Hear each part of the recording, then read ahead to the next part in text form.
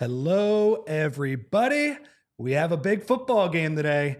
Eagles, Steelers, and welcome in to the PHLY Eagles pregame show presented by Miller Lite. Get Miller Lite delivered right to your door or visit MillerLite.com/PHLYBirds. You can find it pretty much anywhere that sells beer. Celebrate responsibly. Miller Brewing Company, Milwaukee, Wisconsin. 96 calories per 12 ounces and fewer calories and carbs than your premium regular beer. Okay, thank you to Miller Lite. Fran, we got a big one today, man. We do. A lot of juice. We were kind of watching the early slate, not a lot of great games going on. Yep. But the late slate has a couple of heavyweight matchups, and the Eagles and the Steelers are definitely one of them. Yeah, and honestly, if you are an Eagles fan, this is really the last big test for the Eagles going into the playoffs. Obviously, look, they've got a matchup against Washington, who looks like they're on their way to victory against a hapless New Orleans Saints team. But I think when you look at the Eagles slate the rest of the way, this is their best test here going up. It's certainly defensively. I mean, this defense led by Mike Tomlin, Terrell Austin, the defensive coordinator, it's going to be a big test for Jalen Hurts. And on the other side, you know that Russell Wilson, they present their own host of challenges as well. So, Fran, I do think heading into this game, this is unfortunate, but I feel like people are going to make this game a referendum on the week that just was. Sure. Where with the passing attack, if AJ and Jalen get it together, if they have a huge game, all is well.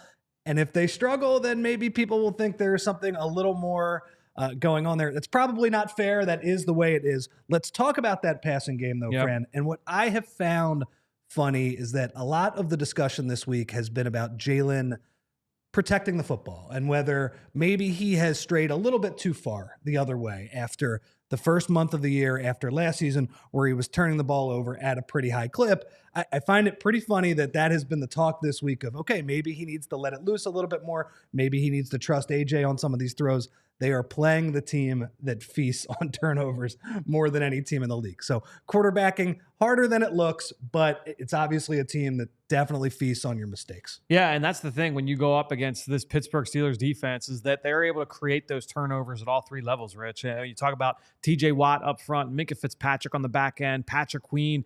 They've done a nice job at linebacker this year. I think when you look at this defense at all three levels, it's a fast group, it's an aggressive group, and this scheme is predicated on challenging you in every way and then trying to take the football away. But honestly, when I look at the way that this matchup is kind of spills out, we talked about it on the Thursday show, myself and Zach, we were saying, you know what?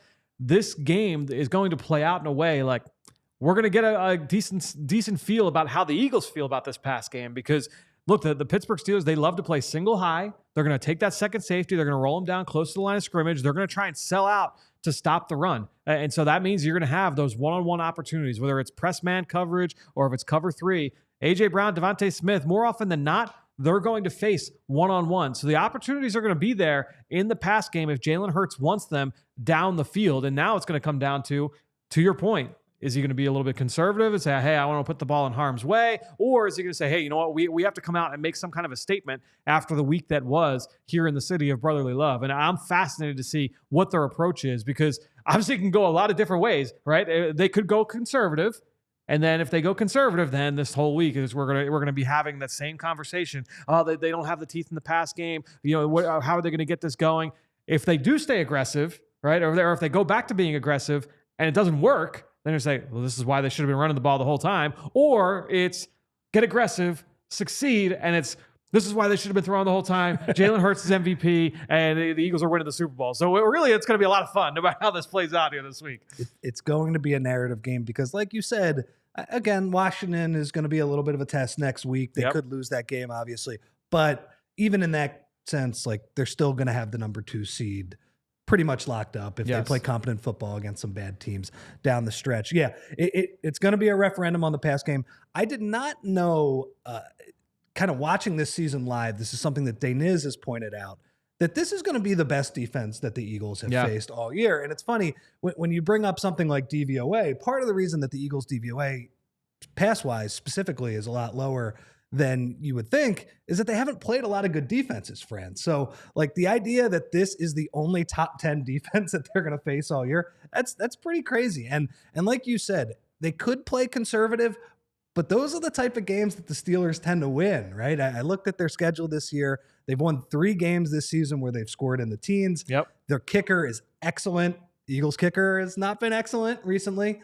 So I do wonder if they get into one of those conservative games, they've kind of been able to pull away from some of these teams just because they've been able to out-talent them.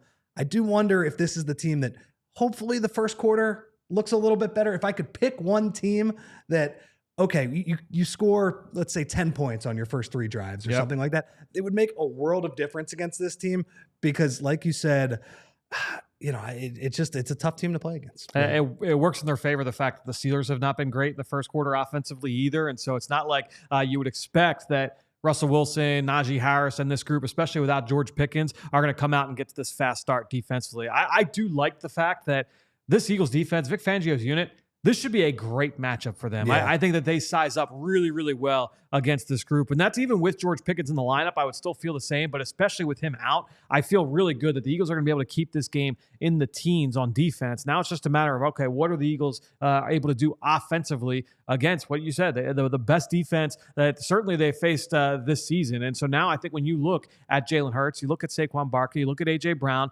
one of the things they've done, even when it hasn't always been clean from a pass game standpoint, they haven't found those explosive plays, they just wear on you. The talent wins out. And that's why I do think, well, not to completely give away my score prediction, I do think the Eagles win this game. Yeah. Now it's just a matter of how well is it tilted in their favor.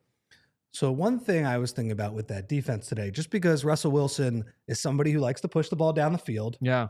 And it doesn't feel like they're a team that, as you've pointed out, like schemes guys open in the middle of the field.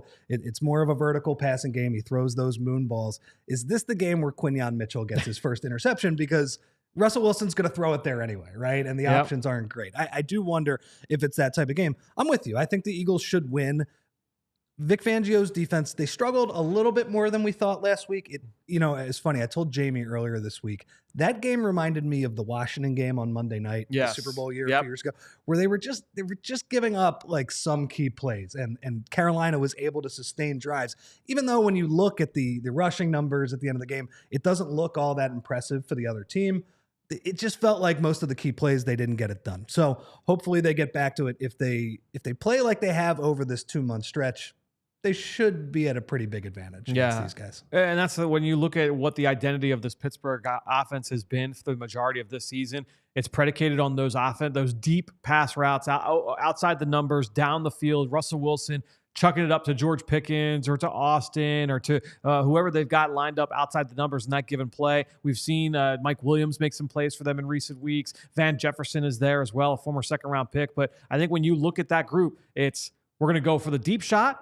We're going to have our run game that we're going to lean on, and they are going to try and run the ball. They just haven't been great running the ball. They have not been in a very explosive rushing attack for the majority of this. And I think ultimately it's going to come down to, are the Eagles able to take away those deep balls when they're there? When they do check the ball down, because that's the thing, is Russell Wilson hasn't really put the ball in harm's way. He's done a nice job of not forcing turnovers for that Steelers offense. He's been good at taking the checkdowns, but the Steelers have done a nice job converting some of those checkdowns into big plays. That is not something the Eagles have done all season. They've done a really good job at corralling those check down throws, tackling the catch, getting those guys to the ground. And so that's why, to me, I feel like this plays really well for the Eagles defense in this game. It's going to come down to the matchups on the other side of the ball. So you mentioned some of those matchups, and I feel like for one of these games, let's go to the other side of the ball first. I feel like TJ Watt against Lane Johnson is a pretty titanic matchup. And because of all the other stuff that's going on beyond Lane Johnson, like it's funny that AJ said when he was backtracking or I wouldn't say backtracking, BG was backtracking his comments. When AJ was further explaining his comments this week, he said, when I talk about the passing game, it could mean pass protection. It's like, I don't know. It seems like the pass protection is pretty good. But Lane Johnson against TJ Watt, that's good against good. No doubt. And Lane Johnson has proven in all of these matchups, when he goes up against Micah Parsons, when he goes up against Nick Bosa, when he goes up against the best of the best, he typically wins out on those matchups. So what he's done over the course of his entire career, especially these last several years, when he's pitching shutouts week after week after week, but then when he goes up against those types of players, he typically does so much better than your average tackle. And I think, in this one, I would expect it to go into Lane's favor once again.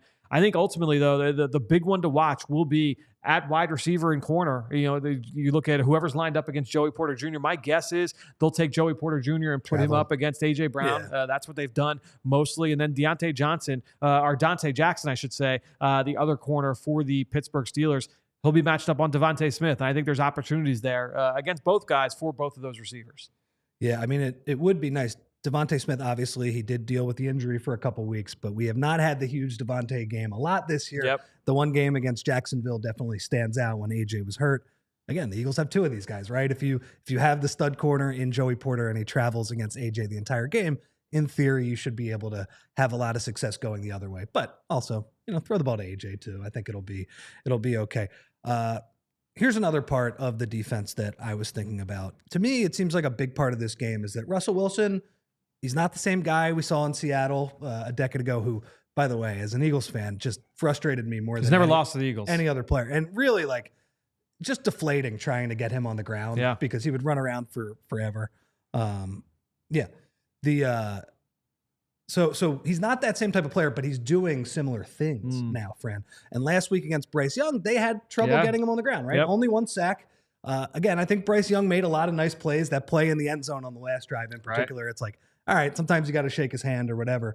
But it seems like a big part of this game is going to be getting to Russell Wilson, not letting him extend plays, letting some of these weaker wide receivers for Pittsburgh get open. Yeah, I think that you'll probably see the Eagles play a little bit more man coverage than what we've seen in recent weeks, and maybe use that extra defender that you're not using in zone.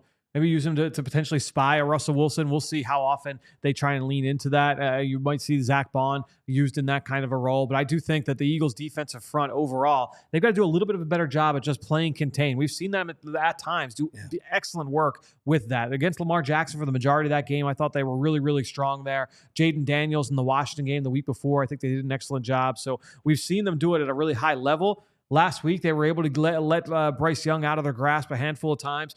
Look, he was pressured 30 times last week, Bryce Young, and was still able to make a number of those plays and was only sacked once. And so you'd like that ratio to be a little bit better here against Russell Wilson and the Steelers.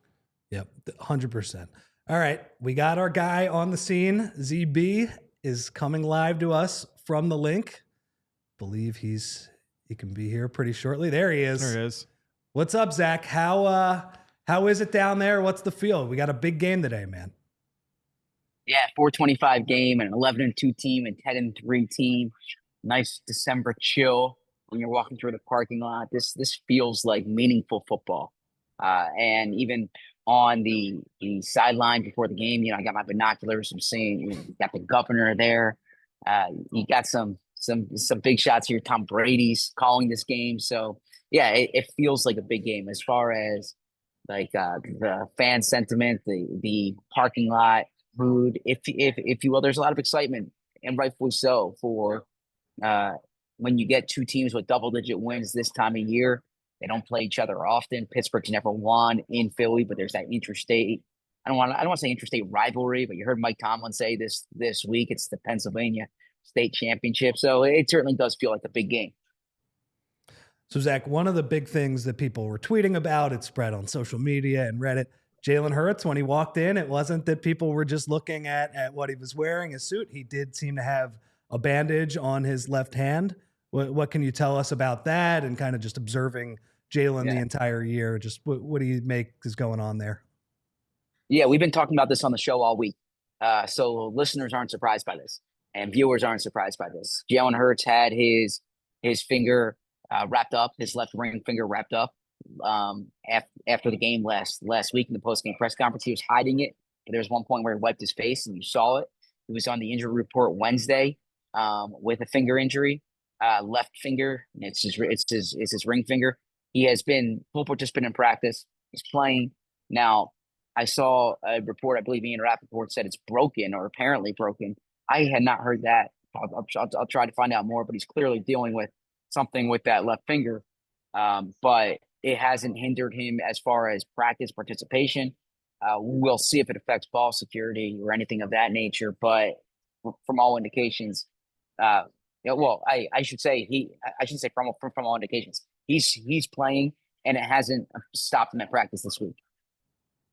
Zach, you and I spoke at length on Thursday's show just about the matchup here with the Eagles pass game, Jalen Hurts. Everything that happened here this week and everything that was highly discussed in the city going into this matchup and how there would be opportunities there for him in the pass game. Since you and I last spoke on Thursday about it, Do you have any more insight in terms of how they're going to try and approach this? What do you think that their approach will be early on in this game? Yeah, so I think internally the Eagles feel like they can run against anybody. That said, Saquon Barkley, he told a story earlier this week where his only interaction with Mike Tomlin was before that game in 2020 when Mike Tomlin said it's going to be a long night. And Saquon had 6 yards and 15 carries. So Fran hit it on the head in his opponent preview and in the show Thursday. Pittsburgh is going to be committed to trying to stop Saquon Barkley. I was on the Steelers Depot podcast on Friday, and they said the Steelers have not been shy about this. They're planning to stop the run.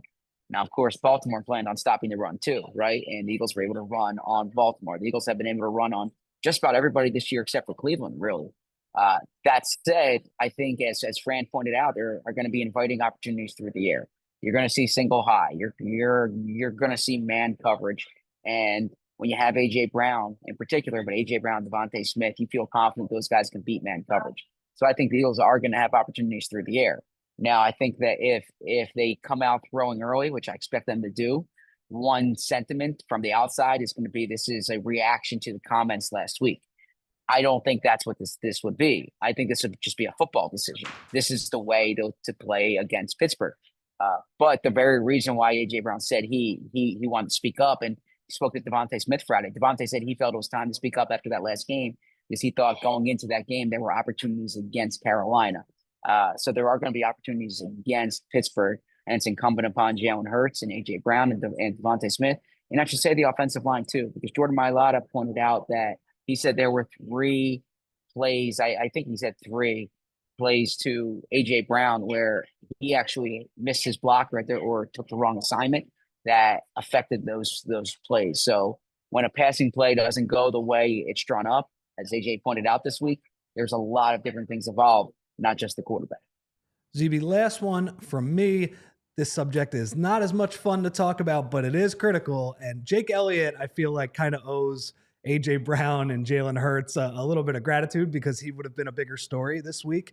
Obviously, you wrote about Jake in your notebook this week for the website. What is everything you kind of learned about the state of Jake? And we have Daniz is offering pregame warm up recaps on Jake. What have you learned about Jake this week? Yeah, it's a good question, and it's more what I've learned over 7 years. And that Jake, if you spend any time around him, is very even keeled. Now you hear that a lot. Doesn't get too high, doesn't get too low about a lot of people, but Jake in particular has always been that way. I remember sitting down with him the week after he kicked that 61-yarder against the Giants, and back in 2017, and just how grounded he was then really struck me. And he's kind of been that way. And he says he doesn't look at his numbers. He says he really lives kick to kick. And so the way that he got over the bad kick was by kicking in Wednesday's practice, and says he goes based on his last kick. Now, I don't think this can be swept under the rug because this has been going on, by the way, since the preseason. I remember the post-game press conference in the preseason, I asked Nick Sirianni if he's concerned about Jake Elliott, if Jake Elliott missed an extra point and missed a 50-yarder in that preseason game against Baltimore. And so he's 0 for 5 beyond 50. The only way for him to not be 0 for 5 beyond 50 or is to be 1 for 6, right?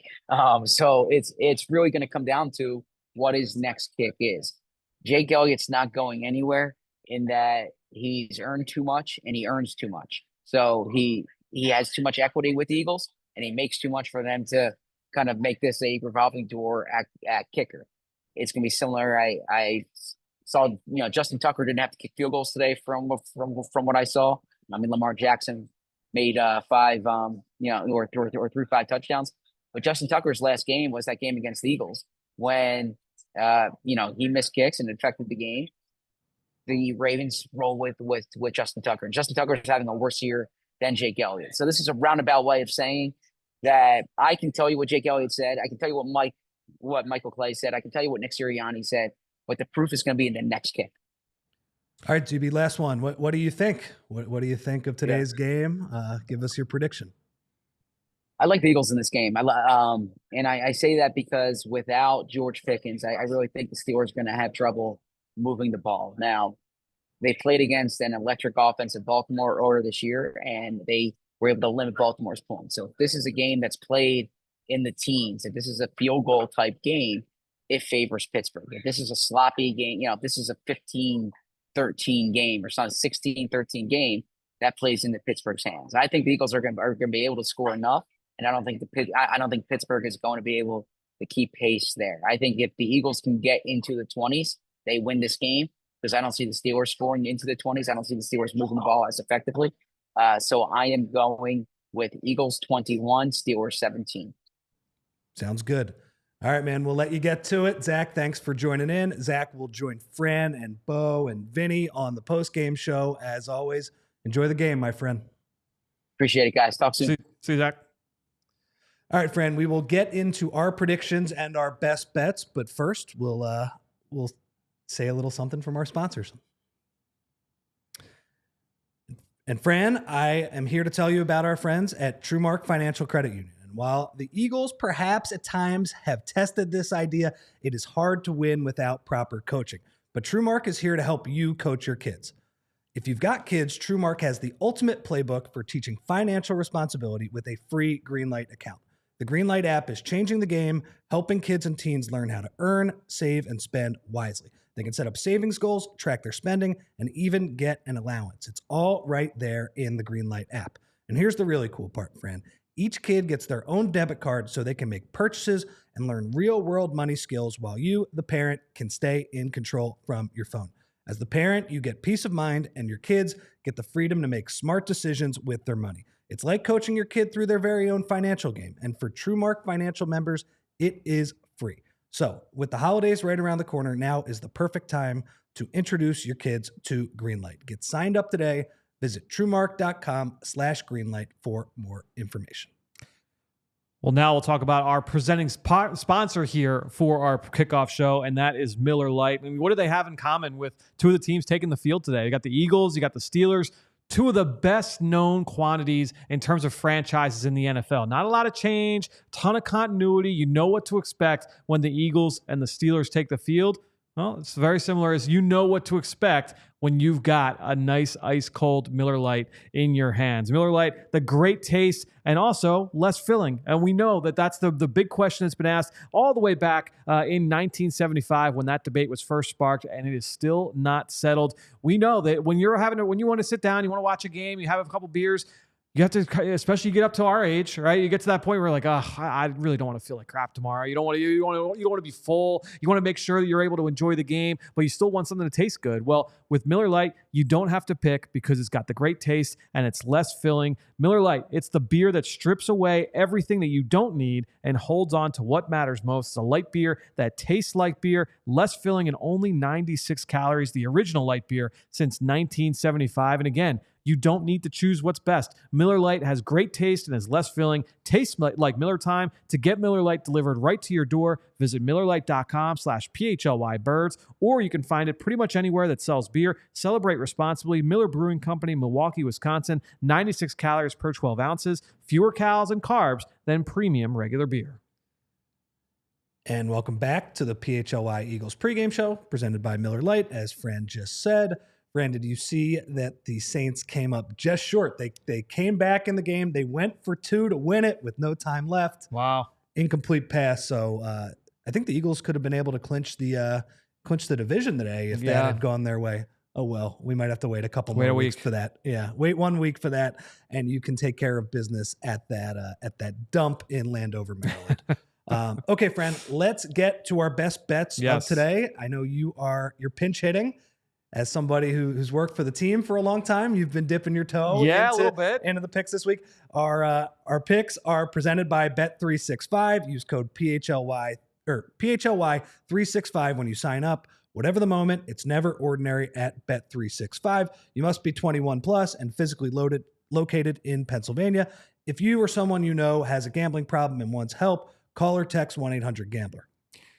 So for our bets this week, myself and Bo jumped in, and we'll look at Bo's first. DeVonta Smith, longest reception, over 19 and a half yards. And I do kind of look, it gets into what we talk about with A.J. Brown. I think that my guess is, look, I do think that they're going to try and run the ball. They're going to try and assert themselves on the ground. But I do think the fact that we've seen so little downfield passing from Jalen Hurts, and you had that circled from early on in the game last week against Carolina, you're going to see some deep balls from Hurts in this game. And now it's a matter of, do they go to AJ? Do they go to DeVonta? My guess, you'll see a little bit of both. So I do like Bo's bet there. And also the Eagles D, over 3.5 sacks. We've seen that Russell Wilson will run into some sacks at times. This one could be a little bit tough. You mentioned the slippery nature of Russell Wilson at times. He's throwing the ball away a ton, too. He is. He's throwing the ball away a ton. That's it. He will step into some sacks. So I do like that from Bo. For me, DeVonta Smith has been Johnny on the spot. I know the numbers haven't been there from a volume standpoint, like you mentioned, but he's done a nice job of reaching the end zone in recent weeks. I thought that plus 240 for DeVonta Smith anytime touchdown, that seemed like a really nice bet for me. And then to me, the under was just screaming here for me. Under 42 with these two teams. As Zach mentioned, I think the Steelers are going to struggle getting out of the teens. And so, okay, if you think that they're going to get 16, we'll say, I can't imagine the Eagles can certainly score 26. They can put up 30 points on basically anybody just because of this talent. But with the game being what it is, the state of the passing game being what it is, I kind of like the under here for the Eagles in this one.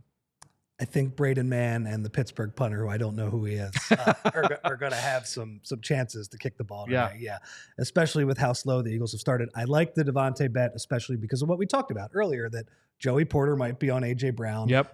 It's Jackson on the other side, right? Yep, Dante Jackson. Who they should be able to get. I think you put in your notes that he is susceptible to a double move, right? Yep. Maybe you hit DeVonta for the long ball that we saw against Cincy or Jacksonville. Yeah. That would be nice. All right, friend, let's wrap it up here and go with our predictions. I will start. Like ZB, I think the Eagles are going to win. And I think, like you said, it's going to be a defensive game. I think Vic Fangio and this defense has all the tools to shut down this Pittsburgh offense, where, yes, Russell Wilson, he has never lost to the Eagles. I think that comes to an end, though, this week just because of their defense, right? And it might be a game where we still have some questions about the passing game, even though they are going up against one of the better defenses. So I like something in the range of like 20-10, something like that. Yep. I think the defense is going to put on a show in this game, and Pittsburgh's really going to struggle to move the ball. I know they struggled a little bit last week against Carolina, but in the defense's case, that felt like they just weren't up for their opponent. They had played so well for the previous 2 months that's I feel like that's okay. You can give them a pass for a week. You're not going to be perfect every week in the NFL. Steelers coming in with a great record, toughest test the rest of the year. I think they're going to be up for it, and I think we're going to see a lot of boost shots of Vic Fangio, despite the fact that Vic doesn't like that. I think we're going to see that gorgeous mug on television a lot today. So for me, I think both teams come out a little bit slow offensively. I think it's like 7-6 at halftime, something along those lines, where it's really tight, but the defense kind of wins things out the first couple quarters. I think then we see what we've come to expect from this Eagles offense, where they start to kind of pull away once you get into the third quarter. They go into the fourth quarter. They've got a commanding lead. Then Pittsburgh comes back, and Russell Wilson has a couple of garbage time points. I'm going to pick the Eagles to win here, 21-16. I don't think the Eagles cover. I do think the Steelers are able to cover the 5.5-point spread, but I think that the Eagles do end up winning this game and edging things out. Well, that would be great. And then we will look to Buffalo, Detroit at the same time, because that's going to have a lot of implications really on whether the last 3 weeks of the season matter at all. Right, yes. Right. It's basically in Josh Allen and Buffalo's hands today. 2 great games going on. It's going to be fun, man. I can't wait to watch this one. We're going to head in, watch the first half. We will join you again for the halftime show. So make sure to come back. And then Bo and Vinny will be here for the postgame show. Zach will join in for that one as well. So for the PHLY Eagles show, I'm Rich Hofmann. This is Fran Duffy. Thanks to Julia behind the scenes, as always, taking care of the behind the scenes work for the show. Enjoy the game, everybody. We all silly like the mayor.